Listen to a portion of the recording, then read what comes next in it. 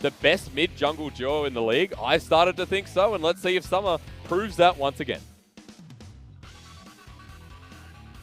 So immediately what I am, getting a gauge of, the Nautilus ban, important. Remember what I said going into Game 1 or Series 1. Yep. Nautilus is a fantastic counter to our Yuumi.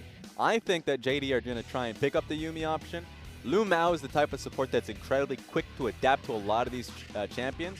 They're going to forego that one, giving the Irelia over towards, I would expect, Zoom. I want to see what we end up getting here. Interesting that we're seeing the Irelia over something like the Ryze, the Sylas still available. Of course, other flexes taken off the board. I love the Lux ban, which we can talk about a little bit later, but it is going to be the Sylas picked up here for FPX, and there we go. Looks like the Ryze as well, double flex. Every analyst in the world right now has a heart attack. JDG just gave up Ryze and Sylas in the whole pick ban scenario, and FPX had red sides. So that's a shocking point to me. Yep. Usually when you have the Sylas, though, you need to couple it up with a strong and dominant jungler so he can get Sylas past his early weaknesses in the laning phase. But with the Jarvan being picked up from JDG, actually much easier. Now, thankfully for JD, Rek'Sai's been banned out. Oh. But about my FPX, you can still go towards the Olaf, which is a fantastic option. That's right, we saw it so well from GJ. I expect the Olaf, but I would also say Lee Sin is a decent option here for Tian. Favorite of Flawless, but some like Flawless, he's had the Jarvan banned against him over in spring. It was a very high ban rate against FPX, and now finally picking it up.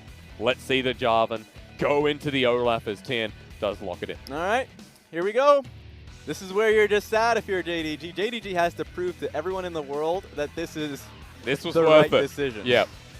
Because that's a lot of firepower you're getting off. It's like when you're going into World War I and the enemy squadron has tanks and you still riding on horseback.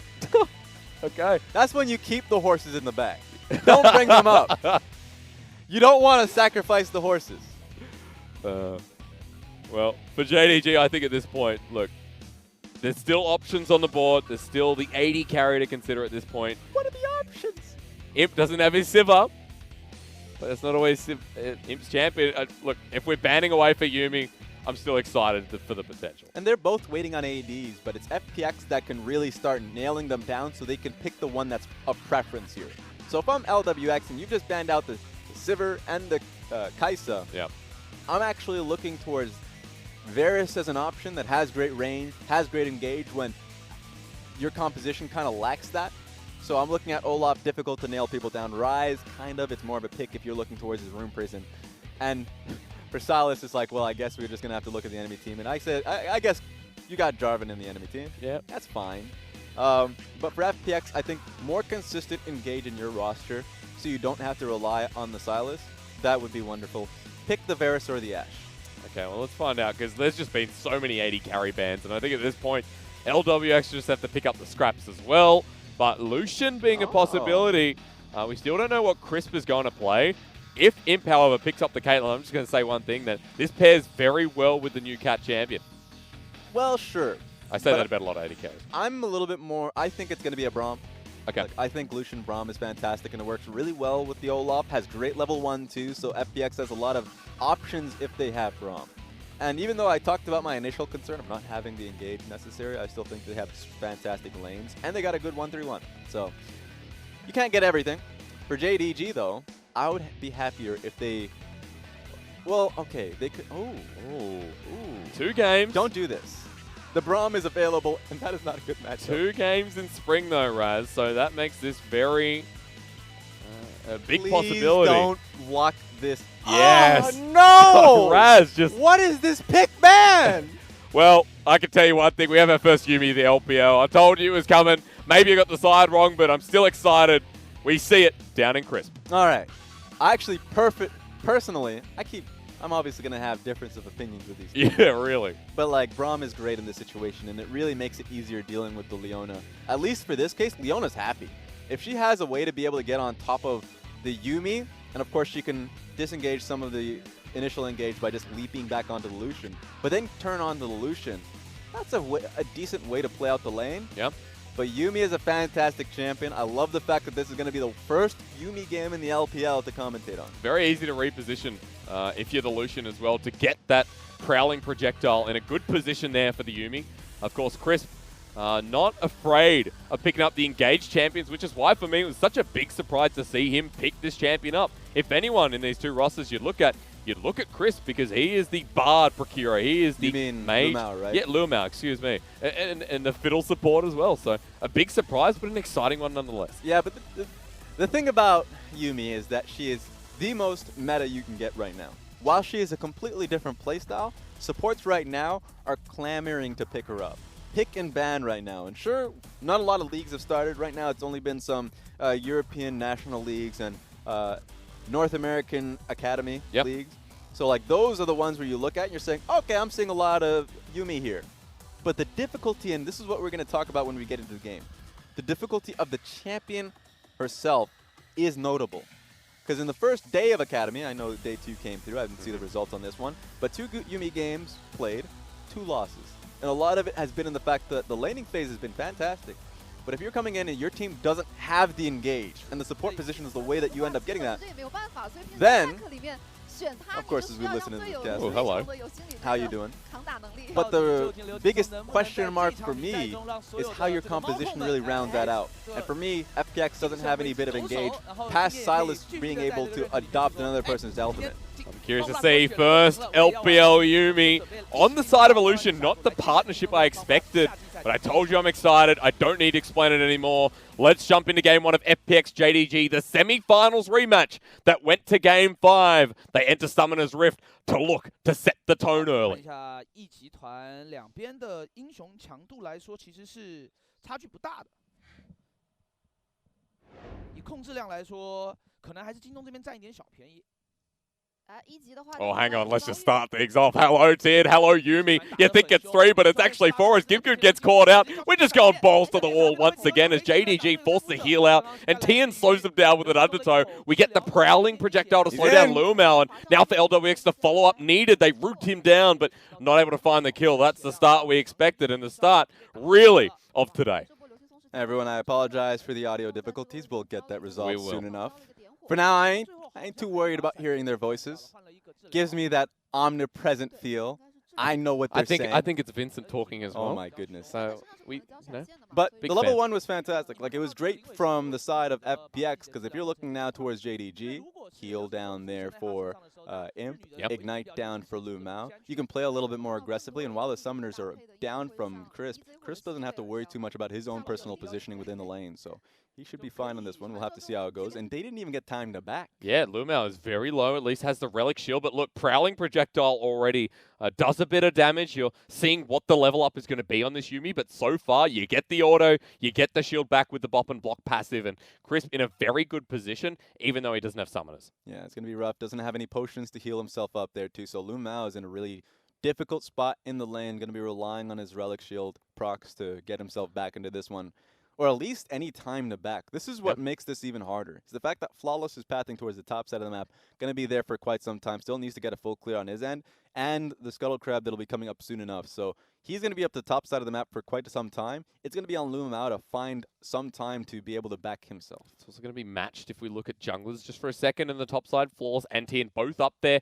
Flawless has made the move inside the river while Tian is looking towards the mid lane. Same as usual here in the summer split for FPX. A lot of the time Tian likes to focus around mid lane and Doinb.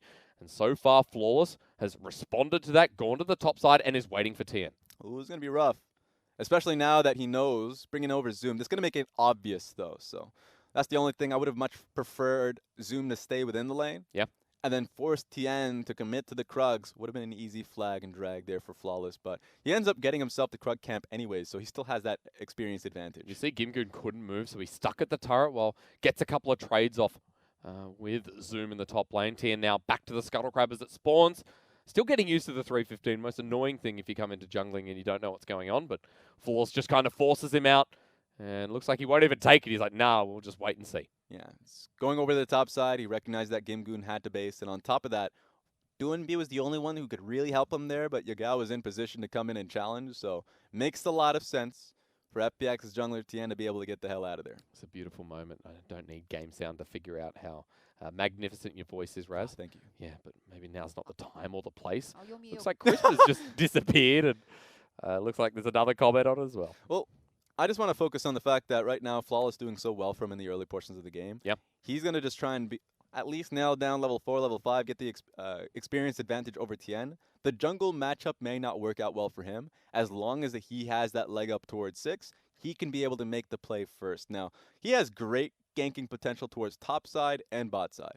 As long as the control ward, I would much rather see him go towards the bottom side of the map. Just because as long as he has a pathway bottom lane, control ward that's in the tri-bush, he can find his way here, and it makes it very difficult for Tian to do his job. Because technically his bottom lane is doing great. Like it's fantastic. The poke damage is coming through, but you can't gank for a Yuumi lane. It's very difficult to nail anyone down, unless if you're going for a dive, but even then, it feels like you're really working with 2 HP bars. Well, that's what they're thinking right now, because you can see the respect as Flawless heads to the top side, the bottom side backs off, and for GimGoon, now needs to dodge away, misses the flag drag flash. Flawless, that's not good. In fact, the trade-off here is going to be huge. GimGoon just turns it back onto the jungler and almost takes his life as well. He made the attempt. I appreciated it. Tried to follow up on the flash there, of course, but wasn't able to do so. That will slow down Flawless a little bit. Has to base while Olaf is still on the map, chugging it along. So yeah, it kind of sucks for Flawless that he was able to get such a huge lead in the early game, but kind of getting smacked out in that one. But at least there, Zoom still gets a slight advantage because GimGoon still has to play it relatively safe. And if we're not looking at the wave right now, but right now it's doing well for Zoom, that he's holding the wave near his tower, and it's a real struggle for GimGoon to completely reset that. Relieves a lot of pressure because in that lane, already 20 CS ahead for the Irelia, the winning lane being further advanced by Flawless. Even though he used the flash on the top side, it adds a bit more pressure there. But look at the bottom side of the map right now. Look at the Yuumi lane and how that's advancing, because LWX and Crisp, there's a 20 CS lead there already at 8 minutes in the game. 6. And so that's something that, you know, a lot of people, a lot of audience members, not too sure what Yuumi actually does, because there's been a lot of bans coming through in solo queue. Mostly because people don't want to see their own Yuumis picking it up. But not in China, because I played it 5 games straight. Okay, I mean, that's sure. Let that one go through. You're not a fan of it, okay? I don't care. I will say, I will say though, the strength of Yuumi a lot is going to be through the laning phase, the slow that she has, the poke that she is able to, you know, apply towards the enemy AD carry. Yeah. Primarily, you see it for AD carries that have some insane range, like Caitlyn Q, Varus Q, Ezreal Q. You're talking to me about Kalista, even though the range isn't really there, but still with the Q. Well, yeah, sure, W. Like, there's a lot that you can utilize there, but you can tag team that one. I think the best lane with the Yuumi as well is actually Jhin. Turns that into a slight of a kill lane just because of the slow that is also tagged along with it. True. So there's a lot that she's able to provide there. Later on in the game, you've even made a mention of it. The slow is so strong that you could turn it into a pick opportunity later on in the game. And with a lot of melee champions, in this case, there are 3 champions, the Irelia, Jarvan, and the Leona. In team fights, that 3-hit proc that turns into a stun that's there for Yuumi is even stronger. So we'll have to see if they can play with this one properly. Looks like we're just in time as well to find the fight with the audio back in fruition as well. Here comes the Vanguard's Edge. Doinb a little bit early to the fight. He gets ignited and he'll drop the first blood. As FPX, the fight looks a bit too much for them. JDG are low, but it's manageable until GimGoon comes on in. Tian there as well. And the Yuumi has found the slow with the culling in the mix. Tian gets another one, and FPX turned that around nicely. Immediately segueing that one into the Infernal Dragon. Great teleport to be able to match it. GimGoon comes in strong and is able to fight back on that one. So I loved it. I mean, Yagao comes in, gets the initial kill, but the call ultimately from that point forward, you end up backing away. Yeah. Jarvan makes his call. I know a replay is going to come out at some point, but the fact that he ended up EQing forward instead of away from the enemy team really goes to show that they were confident in the fight, not having a clear view of where FPX were, and they definitely get bit. You can see even after losing Doinb, the confidence of FPX was really shown in that fight. And just take a look at Crisp here in this fight, because I feel like Yuumi was in the midst of it. So taking a second look at this one, Flawless does take a bit of damage, but they're able to find the immediate kill here on towards Doinb. That's great, right? Even the Ignite and Poison proc. Take a look at him follow through on an EQ, where honestly, just back away. You already got your pick. You have positioning towards mid lane. You can get a push and back away. Yep. They probably didn't have a clear indicator of like where GimGoon was in that situation. And they ended up losing a lot for it. And while the top lane kind of stabilizes a bit with GimGoon getting the kill, you look at the bottom lane and giving a kill over to the Lucian, who was already so far ahead, means it's even closer to the Blade of the Ruined King first, means Imp is in a very difficult position in this lane, which was already pushing out, which was already a menace. So A lot of win conditions on the board for FPX with a 1K gold lead and the Infernal off the back of that fight.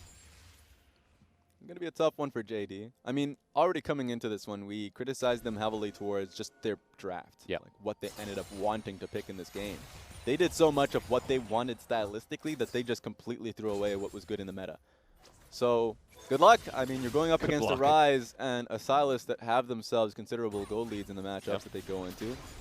Presume maybe he needs to get out of this fast as Chilling Smite does come down. That's a Ragnarok. They want to commit for the kill. The Undertow's doing so much damage. You can just see why. 3 is all it takes from Tian. After the first Q, it was just lights out there. Doesn't have flash, used it earlier on. So, at that point, easy to get the burst on top of them. I thought they were just going to try and clear out the wave. They realized that Olaf does a considerable amount of damage in that situation. GimGoon, got to get out of here. Yeah, see if he can make it. It's another 1v2 as the final chapter comes out. LvMao is going to get locked on down. They switch to Imp, but he finds the Blade Caller onto 2. Well, it's just Crisp who goes back on him with you and me. Petrifying gaze in the top lane. Yagao, he's had his ult stolen as well, so he can't find anything else. All right, I'm a bit disgusted, even though we didn't get the full context of what that Cassie ultimate was trying to do. A while, like very far away GimGoon was. So, interesting move. I think right now, JDG, a big deficit here. FPX continuing to push down, get turret plating in the bottom side. And the fact that GimGoon gets out, it's even worse. And now, when we talk about Yuumi, kind of talk about her being essentially what feels like a win more champion. But she is such a good champion at being able to just continue to push lead. Zoom. Oh no, Zoom is going to get a flashback here. Tian's chug, back. chug. Let's just go again. Chug, no! Doinb will get it this time. Yeah, thumbs up from Tian because that just happened again. All right, where are we doing this? Are we doing this bottom lane next? Zoom's running out of lanes. He definitely is running out of lanes to work with. Next time he's going to find himself in the river. This is tragic for Zoom. Picking up mid lane wave until Cassiopeia ends up coming so he can go top lane, picks up 2 waves at once, covers for his mid laner, but you have to be able to respect essentially Olaf's pressure, and he's been getting nailed down. We've had some pretty good Olafs here today, and Tian just showcasing yet another. We see the teleport come in, but have JDG gone too far? It looks like it is. Yagao is now going to get the same taste of the Ragnarok Olaf. Tian picks up not 1, but 2 as FPX realm warp in just to be safe. This is not a pretty game. It is not. There's not much else you can say about it. They're trying to at least combat with the vision that they've been able to place down. But not only do they lose out, because every single time they're not trading sides, Olaf is there. They're just losing the fights. And the division they were fighting for to begin with gets cleared out. Yep. We're back at step 1. And Tian just goes back to the Rift Herald because why not? Look, this is not even step 1 anymore. We're way back in step -3. You have to find some level of creativity to get yourself out of this ditch. I mean, how do you? It's 4K gold lead, of course, not impossible, but at this point, all lanes going in the gutter. Final chapter again. Yagao teleports down to die. Thank you very much. Spellbook or no, it doesn't matter anymore because FPX, they're just going to take this turret with it. All right, we're going to make this lesson time just for anyone else. So you can actually learn something from what happened just there. Yep. If Yuumi is tagging along on top of a champion, if she Qs you under tower, she still tanks the tower aggro. Of course. So I'm just putting that out there for anyone that actually is wondering about Yuumi. I figured that out the hard way this morning. Oh yeah, you played Yuumi. Okay. I played a lot last night, and then I played a little bit this morning, and I don't know why it took so long to learn it, but it doesn't matter. You still have to use some bit of that IQ when you're going for dives. I'm no slam. I didn't see your games. Don't worry about it. Okay, all right. I ain't talking about you. That's too close for context, but yeah. It's the bottom lane dive that we ended up seeing. They ended up playing it perfectly there. LWX is monstrously ahead right now of Imp. That's a 20 CS lead. That was pretty much the same as the start of the game, but has that bounty. Bladed Ruin King. Mid lane is ahead as well, and GimGoon now has the cheeky little Yuumi who's been attached to him as he steals the ult away and is getting ready for this Infernal Drake. Ooh, well, I don't know about this one. Let's see if they can get it. Spots out LvMao. Dragon taken, but the Solar Flare onto 1. That's all they need. Stolen away, used perfectly by GimGoon. They flash on in. Tian just wants to take the fight himself. Solar Flare in return as Doinb has a Yuumi cheekily on him, but the final chapter comes on in. First one, second one. Give the kills over to the Magical Cat. And I'll take that trade. 3 for 1. They couldn't steal the Dragon. I thought they had the ability to. I mean, the burst from Olaf alongside Smite would have been able to nail it. But at the end of the day, they pick up a lot. They still were able to take 1 turret plating before turret platings are out of order. Yep. And LWX, just snuck bottom lane underneath their nose, so much gold continuously going towards FPX. I mean, mid lane has a 60 CS lead just about. Top lane doesn't matter anymore because Zoom has become irrelevant in this game. While GimGoon roams around, helps clear out the rest of the turrets. Suddenly, FPX are about 7k gold ahead. All right, let's talk more cat facts. Okay, go. So, for Yuumi, a lot of times you're talking about, maxing Q, maxing E. A lot of Yuumi players have, every Yuumi player at this point have been alternating between Q and E. Yep. They both have great values, and a lot of them are just very beneficial during the laning phase, and you already start with a W ranked in level 1, so you don't see that until later on, but yeah.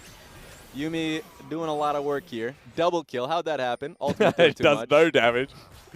That's because you have an Athenes this early on. It even does less damage past the first, pickup, like first wave, essentially. If you get hit by the first wave, it does less damage, but still was able to last hit those 2 kills. It's great in team fights for someone like Crisp. Haven't been able to see what he's been maxing this game, but what we do know is the Athenes, the standard first picked up. We see another Fairy Charm, expecting to see the Ardent coming through for someone like the Lucian. Yep. Redemption's been an option as well. I think we're talking a lot about the options before we're going on broadcast, Raz, but seems to be going pretty standard.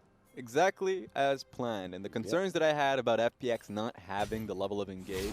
Now, remember earlier on in the draft when the Jarvan was nailed down, I was like, nice. All right, maybe you can just rely on that. LvMao saw the Sylas. Yeah. It's not like he's blind. He's like, Leona.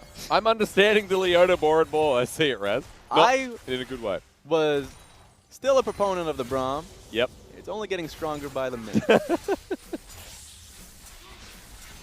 Well, you can see at this point, the Solar Flare's been used offensively by GimGoon, and feels like it's done a lot more so far than LvMao. But having said that, still ability to find those picks with the Leona. And at 16 minutes in the game, the Infernal was taken by JDG, so although they lost the fight, at least they picked up an objective.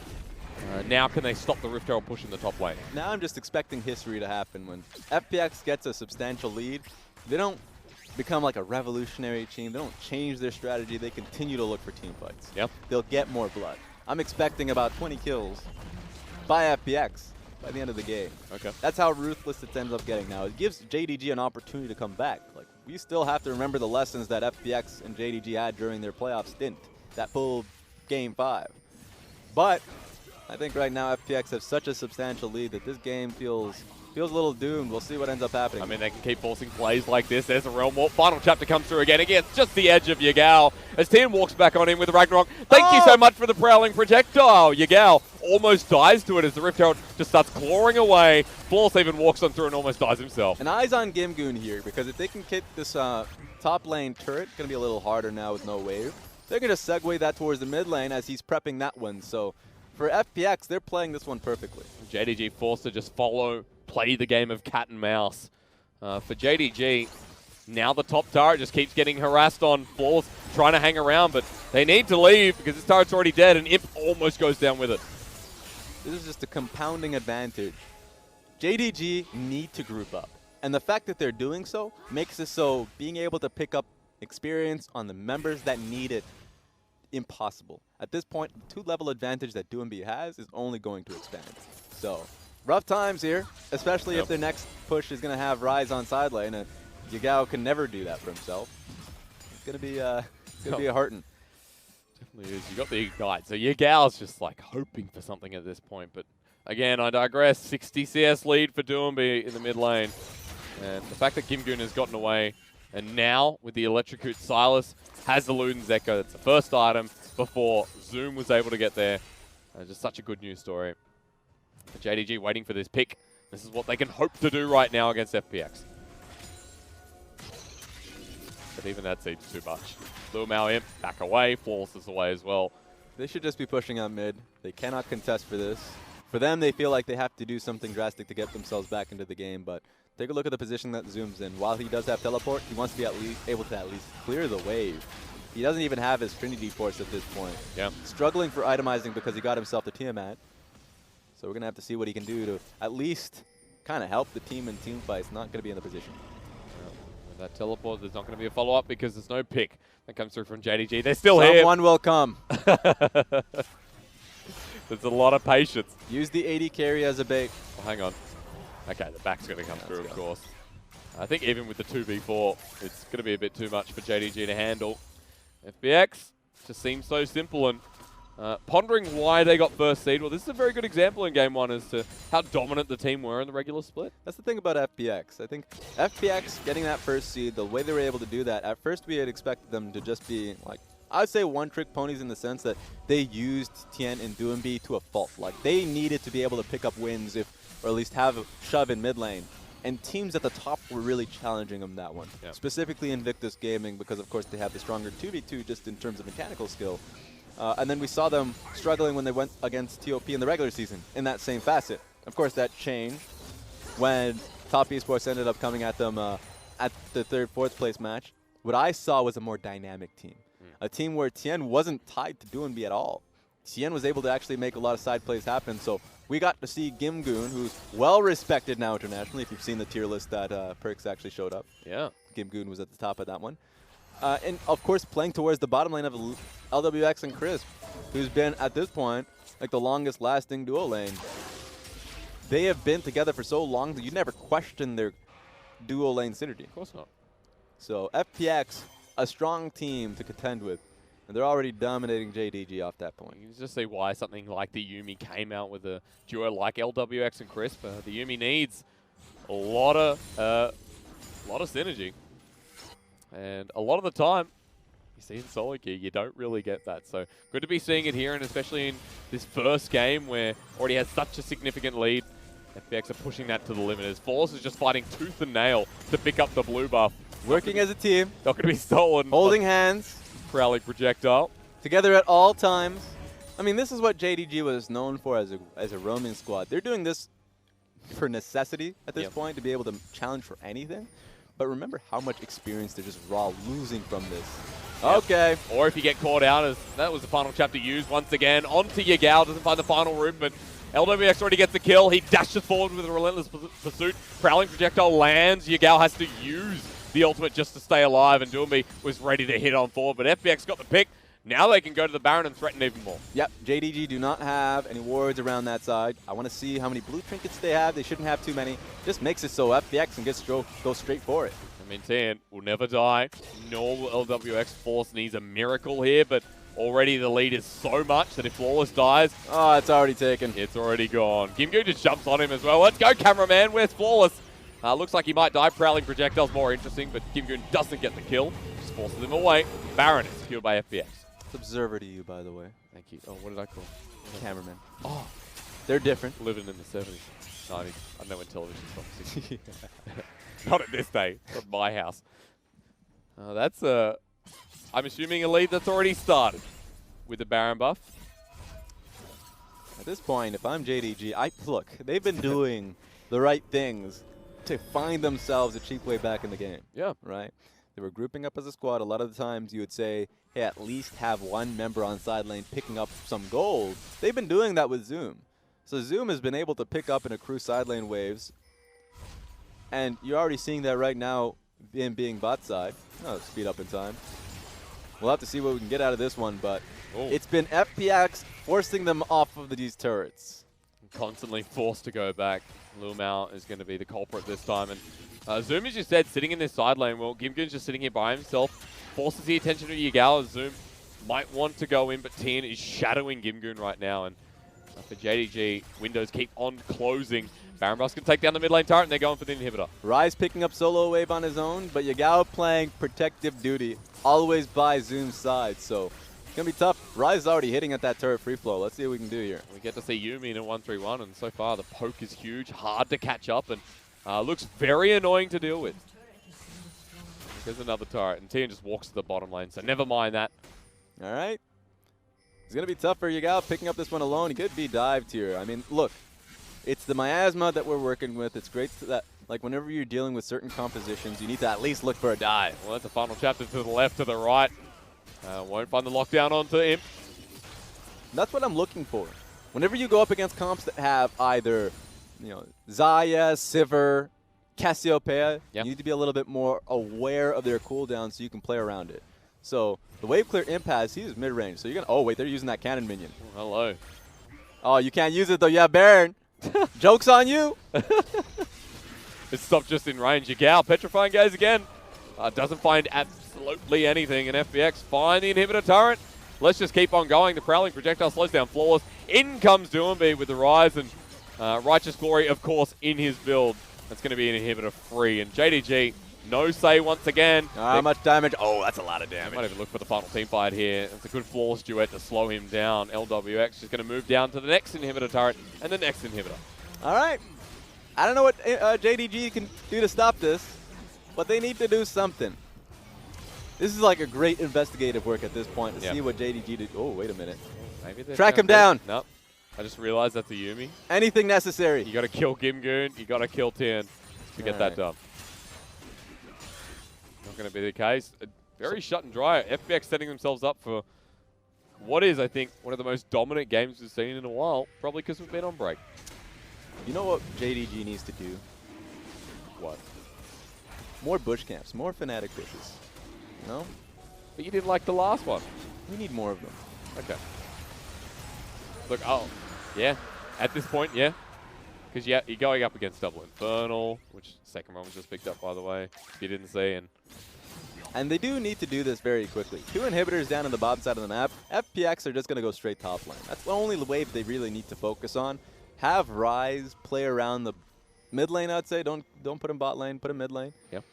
And then all you need to do is just kind of converge around top lane, tower, inhibitor, and try and force them off. JDG will let them have it.